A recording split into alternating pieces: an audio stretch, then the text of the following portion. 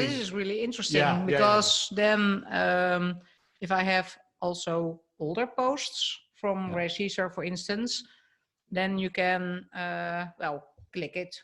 And paste or something, and then the people who, what you say, are visiting. It's quite creepy, but it's also very nice to experience this, investigate this. But this is the flip side of. I mean, this is the thing about Facebook and Instagram. If you're a user, you're not really a client, right? I mean, it's free because. We're the product, right? I mean, everyone, more people understand this. But then if you actually use it as a company, as you did, for marketing, it can be really, really, really, really powerful.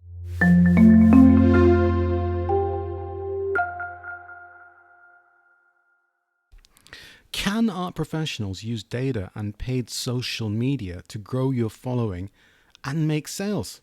This is Rahul from Artist Life Hacks and V Patina. I speak to Esther Koch, a co-owner at Koch's Boss Gallery in Amsterdam, and James Hughes, founder of Digital Marketing for Leads in Ibiza, to find out. Hey, James, talk to us about remarketing, because I don't think everyone knows what that means. So Esther, have you got any idea about remarketing? Have you heard that before? Not heard, but I think it's that you follow up your own marketing things and then you use it again and again, something like that. Yeah, that's pretty close. So one of the things you can do with social media marketing is you can say, if someone has been on my website, show them an ad on their Facebook account or show them an ad on their Instagram account. And it can be really specific. So for example, in your situation, say like someone had been on like a page, like a Ray Caesar page, and they were looking at it and they had seen the price. You could then say, if they've been on that page, show them these Ray Caesar pictures on their Instagram profile. Like show them these ads. On their Instagram profile, okay. Yeah. So you could show them an Instagram advert of Ray Caesar photos. Yeah. If they've been on the Ray Caesar page on your website, or you could, or if they've been on like one of Sarah's pages, you could show them photos of Sarah's work through Instagram ads. And is it that you're in Instagram, you have this promotion button and you do it like that, or are you doing it via another company, or you do it? So Facebook have like an ads manager, and you can do it through that. Yeah, and just via Facebook, so not via Instagram, because I know this ad thing from Facebook. Well, Facebook and Instagram are basically the same company. True. You basically use your Facebook account to manage your Instagram advertising. I mean, this is really interesting because then if I have also older posts from Ray Caesar, for instance, then you can click it. And paste or something, and then the people who, what you say, are visiting. It's quite creepy, but it's also very nice to experience this, investigate this. But this is the flip side of. I mean, this is the thing about Facebook and Instagram. If you're a user, you're not really a client, right? I mean, it's free because. We're the product, right? I mean, everyone, more people understand this. But then if you actually use it as a company, as you did, for marketing, it can be really, really, really, really powerful. I mean, the three things that I'm familiar with are lookalike audiences. Do you know what those are? You know what a lookalike audience is, right, James? Or do you want to explain that as well? Because you're the expert here.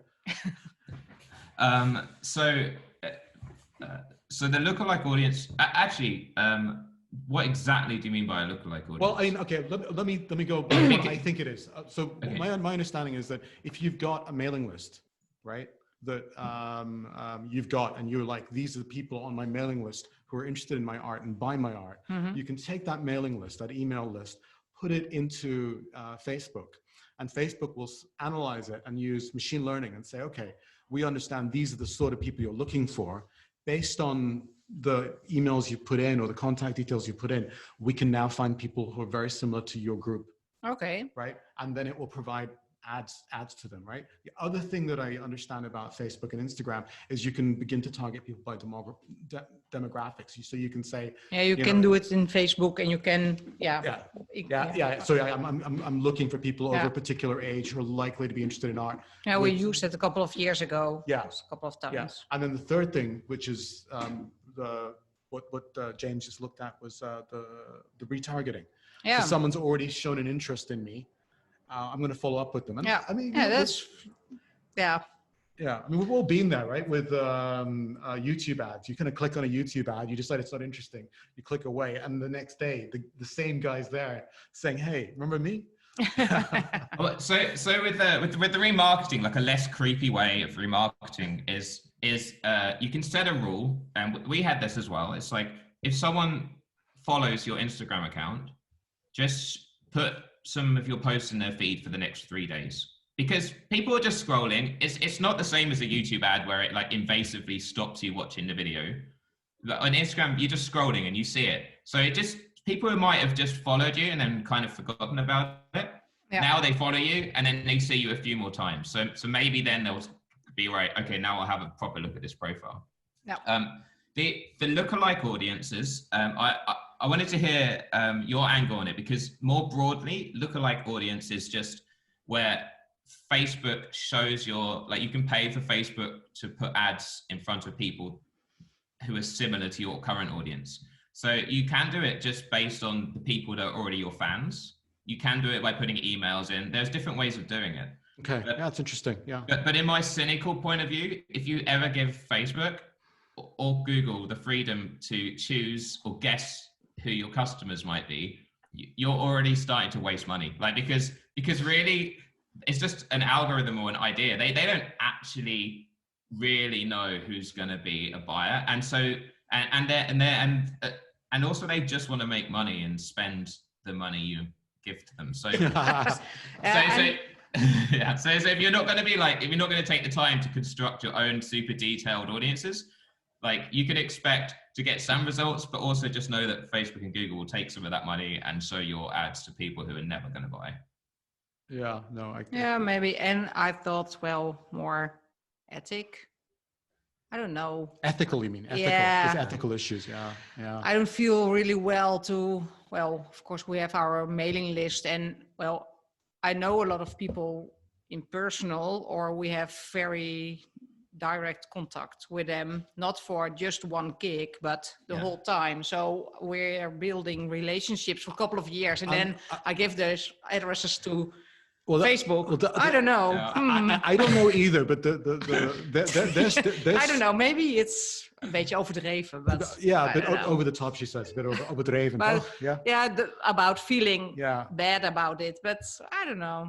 But, Well, I don't know. I think you could have something to it as well, just as a respect point of view. Imagine someone came to your gallery and they spent a ton of money on a really nice work and they've collected it.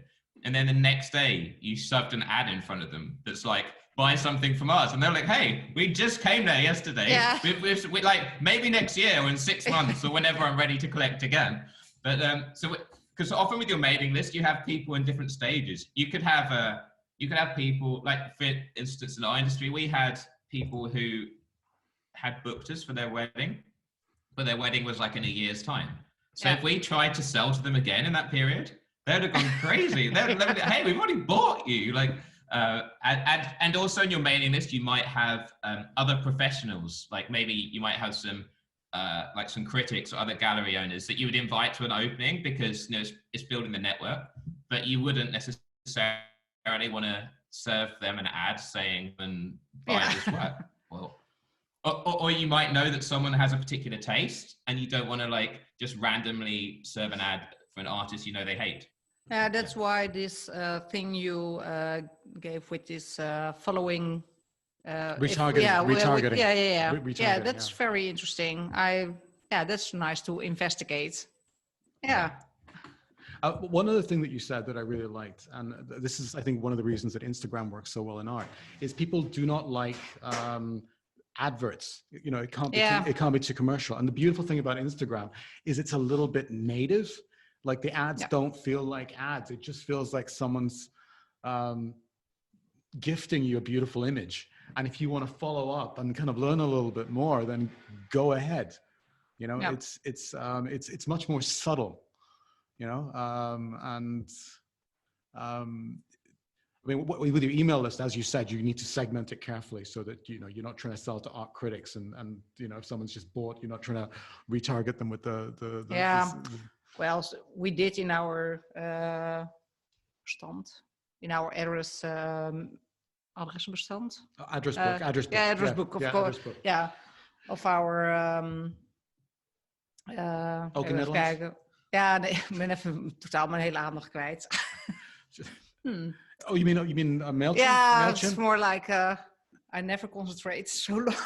It's okay. It's all right. It's okay. It's all good. I think I. No, but Kijken, wat zou ik I even mean, zeggen? no, but But thinking, I really Oh, the appreciate you stacking doing this thing. interview in English, by the way, as well. Like I think No, it's, no, it's okay. But it's more like my focus is like, well, it's gone now. no, but I need a no, but coffee. I mean, thinking about MailChimp, thinking about my mailing list, thinking about categorizing people, it's I know.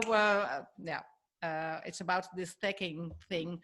We started with it, but it's so much work to give everybody tags, and then we'll all the different mailings. So first when we started the gallery, we had this press and things, and now I only do for the press some different mailing, and further just English for everybody. Like, yeah, we're a small gallery, and how much time want we spend to do everything very proper? Because it's your job, of course, and you have a lot of people. We have also a lot of people, but not like thousands, more like 5,000 or 6,000, you know. Yeah, but I think what you're saying is true of a lot of galleries. You've got one or two people running a gallery, and you've got Instagram, you've got Facebook, you've got physical events, you've got mailing lists. Yeah. You've got, and then you've got artists to manage. You know, managing an artist. Yeah, you but know, maybe we have to rent you for do our. Yeah, sometimes but I like it to do it myself because I really like the medium, so I really enjoy it. So I don't want to give it to someone else because it's a fun part of my job. But if I want to do it really good, then it's better to give someone the job, of course. Yeah. and the other thing about like kind of collaborating with like a marketing specialist is that is that you no longer do it on your phone. Most things are done on a computer. So yeah, but I'm not doing it on the phone also. Yeah. I do it I do everything on the desktop, and then I Yeah. put it in notes and just paste it. I'm not going, I hate it. Sorry, I meant you could do it using software in advance. So just as you would have like an opening and you'd be planning it months in advance, Yeah. you can also have the posts that are going to go in the run up to that opening, during the opening, all already scheduled and diarized. And Okay, yeah. And it can be and it's collaborative. So you have this online place where, for example, both you and I could view it and work on it, and we could be doing it in advance, just like you do with an opening. Yeah. And it's really cool that kind of scheduling software exists. Yeah. Yeah. And is it open source, or you have to have a license for it? Yeah, that you sign up for it as a user, but if you work with an agency, they will have it, and then you don't pay anything for the software because you just access it with them. Yeah. I think we're doing it because we're graphic designers. I make the posts that I want to post for that month. I make already the whole feed, and then I put all the images somewhere, and then I put it just in my calendar post. Yeah. And I have also the texts already somewhere. So it's more like it's spread it all around. But I think this software thing, it's very helpful.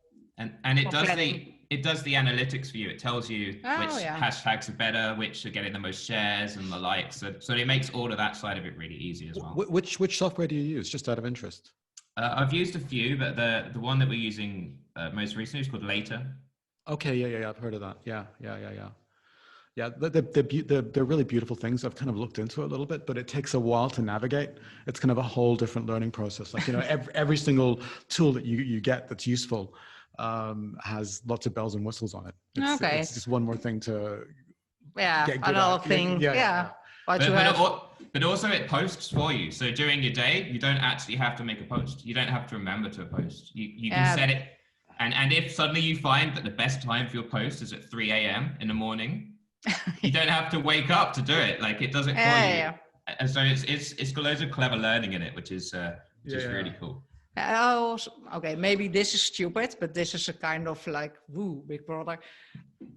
I'm sometimes, I don't know if they can see it, and maybe the machines, are they seeing it? You're using a machine to just post it because they see, you know what I mean? So the user doesn't. It's still personalized, right? The user doesn't know that it's being automated. Yeah, nobody knows that it's been posted by someone else. Ja, but ja, wacht, ik doe het even in het Nederlands. Ja. Ik heb altijd zoiets van, als dan Facebook ziet dat jij het zelf post, of dat je het alvast in een archief en helemaal voorzet, dan is het een soort marketing ding. Maar dat is misschien een gedachte. Nou, soms denk ik van, Okay, oh ja, so the question here is not het so is much. misschien een beetje een soort No, it's fine. suspicious, maar No, meer it's zo fine. van, No. of die dan meer doorgepost So wordt. let me translate. So Esther's question is, will Facebook realize that you're using later, and will that count against you in some shape or form, or will they use it against you? So she's less worried about her. Yeah, not really worried. No, but it's no, more no. like in the It's back a of your question. head. It's From, but I mean, I think more this, interesting. No, but these are good questions, because I think, as you've said, Facebook and Instagram are always changing rules and switching things around. So if that was something you were super worried about, Facebook actually have their own creator studio where you can schedule posts and post it on I your behalf. used that. Yeah, so Facebook actually offer an automatic scheduling thing anyway, and there are definitely stories where using software has harmed brands, but that's when they use software to automatically follow people or automatically people. But all this is doing is just at the time of the post, it just logs in as you, makes a post, logs out, and it's a very normal, natural thing to do. It's just, it's not bombarding the app, it's not kind of abusing it, it's just doing the same thing that you could do yourself.